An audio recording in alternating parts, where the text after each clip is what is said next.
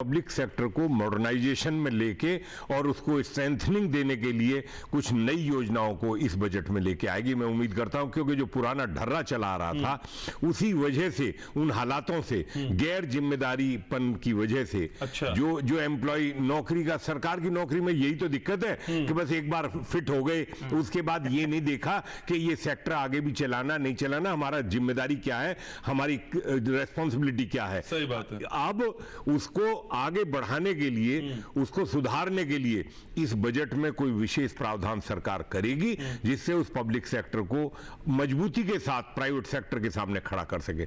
दूसरी बात ये अभी 0% की जो ब्याज की बात है, ठीक है सर, किसानों को बहुत लंबे समय से ये इंतजार है कि जो किसान को लोन मिलता है, आप ये बताइए, मर्सिडीज और BMW खरीदने के लिए आपको 0% पर, और किसान को ट्रैक्टर खरीदने के लिए 12.35% पर ब्याज देना पड़ता है।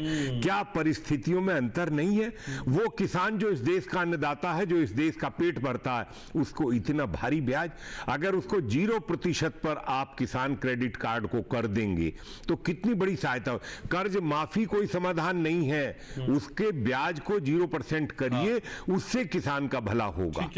और जीएसटी जो कम होगी डीजल पर, उसका बहुत बड़ा लाभ किसानों को होगा। इसलिए जीएसटी का जो सेंट्रल जीएसटी है उस पर कम होना चाहिए। और जो एग्रीकल्चर इनपुट सेक्टर है, सीड है, फर्टिलाइजर है, पेस्टिसाइड्स है, और दूसरा माइक्रोन्यूट्रिएंट्स है, इसमें जीएसटी के स्लैब को कम करना और खत्म करने की जरूरत है। आशा करता हूं कि वित्त मंत्री इसमें जरूर कोई ना कोई कदम उठाएंगे, क्योंकि जब इनपुट कॉस्ट कम करने की बात करते हैं तो हमें इनपुट की जो जीएसटी है, कम से कम उसमें तो किसान को छूट देनी होगी, तभी किसान आगे बढ़ेगा।